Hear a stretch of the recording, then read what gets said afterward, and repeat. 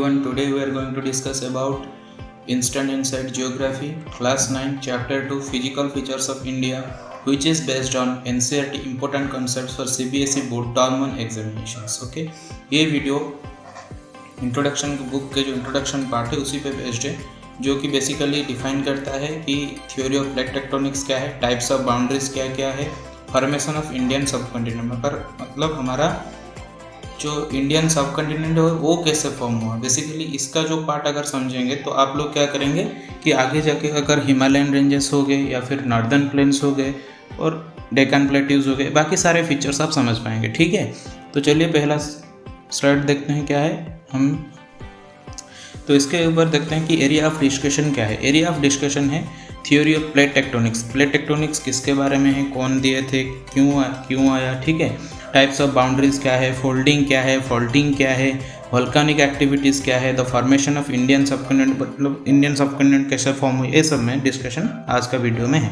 ठीक है, तो चलिए देखते हैं थ्योरी ऑफ प्लेट टेक्टोनिक्स। इसके बारे में अगर बात करें तो जो earth has two types of layers. First of all it is compositional layer and another one is mechanical layer. Okay, तो दो तरह का लेयर होता है, पहले वाले को हम कंपोजिशनल लेयर बोलते हैं और दूसरे वाले में हम मैकेनिकल लेयर बोलते हैं। कंपोजिशनल लेयर में क्या होता है, क्रस्ट होता है, मेंटल होता है, कोर होता है। ठीक है, और मैकेनिकल लेयर में लिथोस्फीयर्स होते हैं, एस्थेनोस्फीयर्स होते हैं, मेसोस्फीयर्स होते हैं, आउटर कोर होते हैं, इनर कोर होते हैं। तो फिर आप जो भी पहले 7th या 6th में पढ़े होंगे कि लिथोस्फीयर क्या है, एस्थेनोस्फीयर क्या है, आउटर कोर 7th 8th में पढ़े होंगे आउटर कोर क्या है, इनर कोर क्या है। तो ये बेसिकली क्या होता है कि ये जो आउटर कोर और इनर कोर है ये बेसिकली मैग्मा के फॉर्म में रहते हैं। ठीक है, ये जो है ये मैग्मा के फॉर्म में रहते हैं। ठीक है, क्योंकि ये लिक्विड के फॉर्म में रहते हैं, इसको मैग्मा बोलते हैं। अगर ये मतलब बाहर आते हैं उसको हम क्या बोलते हैं, लावा बोलते हैं। ठीक है, तो अगर ये वाला मैग्मा अगर कोई भी चैनल के थ्रू अगर बाहर आता है तो इसको हम लावा बोलते हैं, अगर ये इनर में रहता है तो इसको हम मैग्मा बोलते हैं। ठीक है, तो देखते हैं चलिए। तो movement of plates are of two types.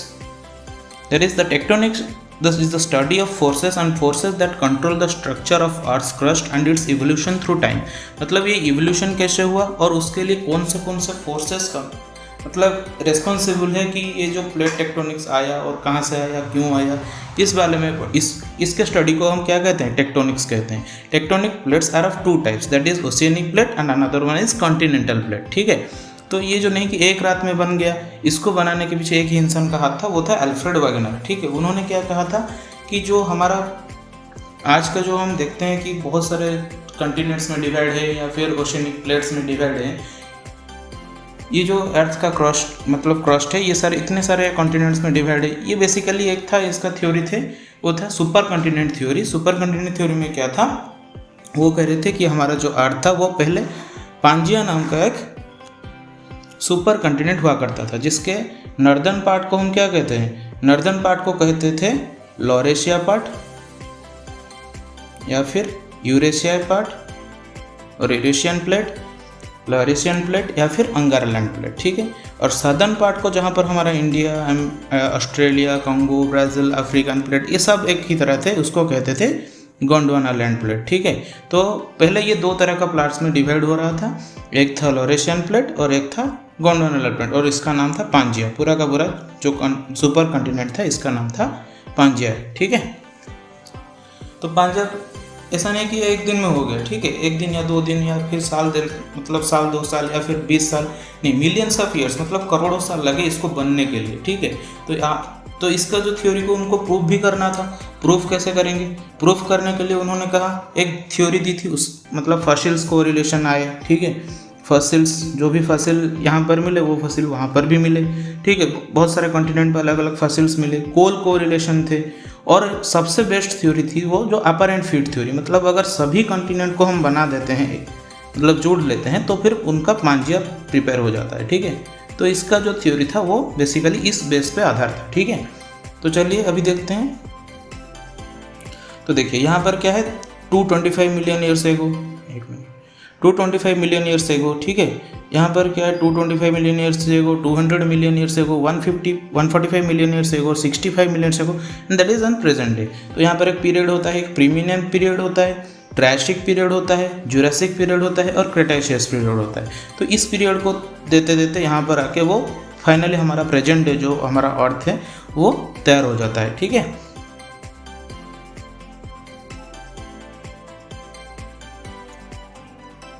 Next देखते हैं टाइप्स ऑफ बाउंड्रीज। हम पहले भी हमने बताया कि आपको कि जो बाउंड्रीज है वो मूवमेंट करते हैं, मतलब जो प्लेट्स हैं वो मूवमेंट करते हैं। तो पहले बाउंड्रीज क्या है, जो पहला फॉर्मेशन हुआ वो तीन टाइप का हुआ, वो कन्वर्जेंट हुआ, डाइवर्जेंट हुआ या फिर ट्रांसफॉर्म हुआ। आप चाहे तो इसका स्क्रीनशॉट भी ले सकते हैं।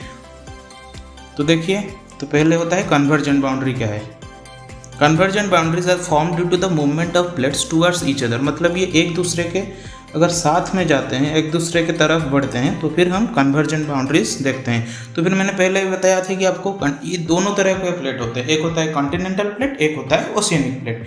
अगर कॉन्टिनेंटल प्लेट मिलते हैं या फिर कॉन्टिनेंटल ओशियनिक प्लेट मिलते हैं और ओशियनिक प्लेट मिलते हैं, तो फिर क्या क्या होता है, चलिए आगे में देखते हैं। अगर कॉन्टिनेंटल बनते हैं तो फिर फोल्डिंग आकर्स, मतलब फोल्डिंग बनते हैं। इसमें जो फोल्डिंग अपने फॉल्टिंग या वोल्केनिक एक्टिविटीज़ करके ऐसा एक लाइन है एनसीईआरटी में आप देख रहे होंगे। तो कन्वर्जेंट जो बाउंड्री है उसमें फोल्डिंग बनता है किसके साथ, कॉन्टिनेंटल कन्वर्जेंस होता है। ठीक है, तो अगर यहाँ पर देखते हैं folding occurs due to the same compressive force between two similar plates. अगर हम यहाँ पर देखें तो फिर दो प्लेट होता है, एक होता है यूरेशियन प्लेट और यहाँ पर एक होता है इंडो ऑस्ट्रेलियन प्लेट, जो अलग होकर आके यहाँ पर धंसा। मतलब यूरेशियन प्लेट तो अपनी जगह था, मतलब वो स्टेशनरी था, लेकिन यहाँ पर मूवमेंट किसका हो रहा था, इंडियन प्लेट का, जो कि नॉर्थ वर्ड की तरफ मूवमेंट हुआ, टेथिस सी की तरफ बढ़ा। यहाँ पर देखिए तो दोनों तरफ से आके ये दोनों लग गए, ये इसके तरफ ये बढ़ रहा था। तो फिर यहाँ पर क्या हुआ ना, जियो सिंक्लाइन एक लाइन है यहाँ पर, एंटीक्लाइन और जियो सिंक्लाइन। ये जो ऊपर वाला एपेक्स है उसको बोलते हैं एंटीक्लाइन और नीचे वाला जो है उसको बोलते हैं जियो सिंक्लाइन, मतलब सिंक्लाइन बोलते हैं ये वाले को, ट्रफ वाले को। ये एपेक्स ये होता है ट्रफ। तो यहाँ पर क्या हुआ, ऐसे करके बहुत सारे फोल्डिंग हुए, मतलब बहुत सारे फोल्डिंग्स यहाँ पर हुए। इसके लिए यहाँ पर सिर्फ हमारा हिमालयन रेंजेस नहीं, हिमालयन रेंज तो यहाँ पर दिख रहा है, लेकिन यहाँ पर एंडीज भी फॉर्मेशन होता है। मतलब अलग अलग प्लेट्स में, ऐसे कन्वर्जेंट प्लेट्स में एंडीज भी फॉर्मेशन होता है, अल्प्स भी फॉर्मेशन होता है। तो बहुत सारे नए माउंटेन रेंजेस फॉर्मेशन होते हैं। ठीक है, इसमें जो सबसे यंग है हमारा वो हिमालयन माउंटेन रेंजेस है और ये अभी भी ग्रो कर रहा है। ठीक है, एक साल में 5 सेंटीमीटर या 5 सेंटीमीटर कुछ ग्रो कर रहा है। ठीक है, तो चलिए देखते हैं यहाँ पर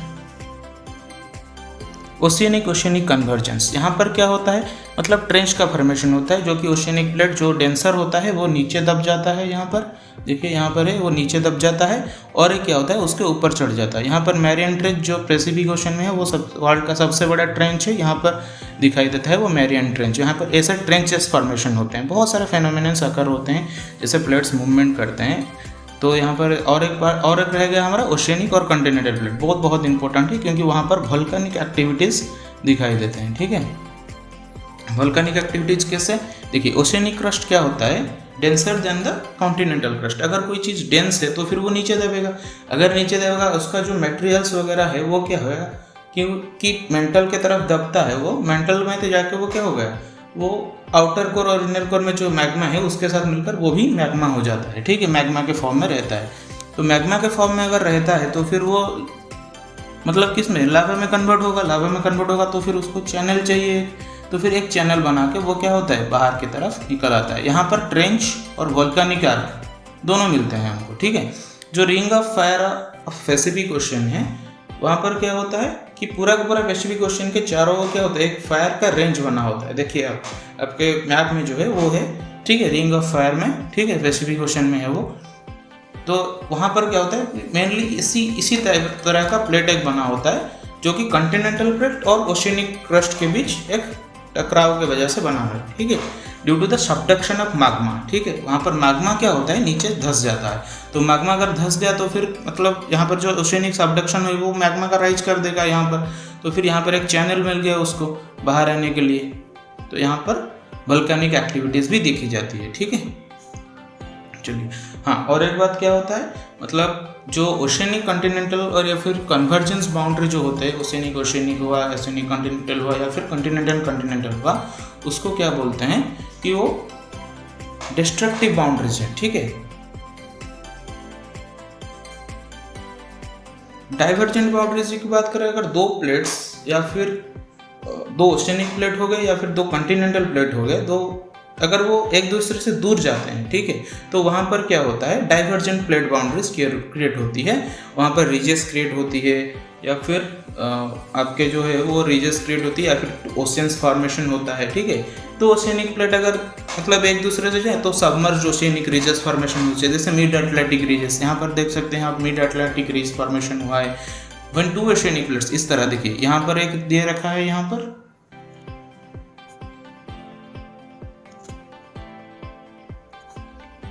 पर ये वाला यहाँ जा रहा है और ये वाला यहाँ जा रहा है, मतलब यहाँ पर क्या होगा, मैग्मा अगर रिलीज होकर यहाँ बाहर आएगा तो फिर कुछ दिन बाद ये वो क्या हो जाएगा, रीजेस बना देगा, जैसे मिड अटलांटिक रीजेस बना हुआ है यहाँ पर मतलब पैसिफिक ओशन में, ठीक, सॉरी अटलांटिक ओशन में जो बना हुआ है, ठीक है। तो ओशियनिक क्रस्ट भी मतलब ओशियनिक क्रस्ट पे वो पूरा का पूरा रह जाएगा, ठीक है।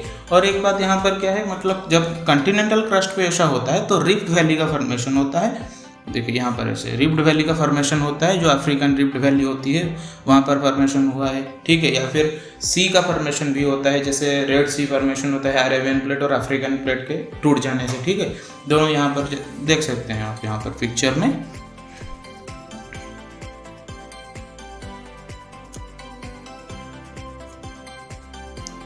इसको बोलते हैं मतलब, हाँ, जो डाइवर्जेंट प्लेट है उसको बोलते हैं divergent plate.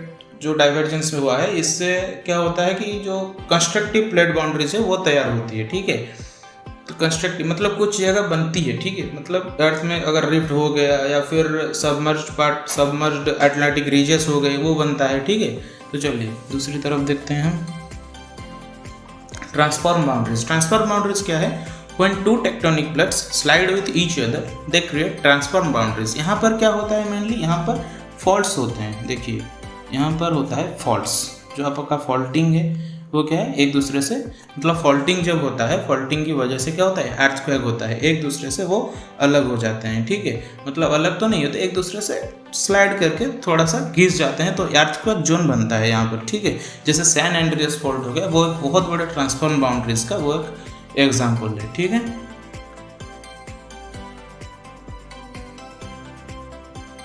Thanks for watching this video. अगर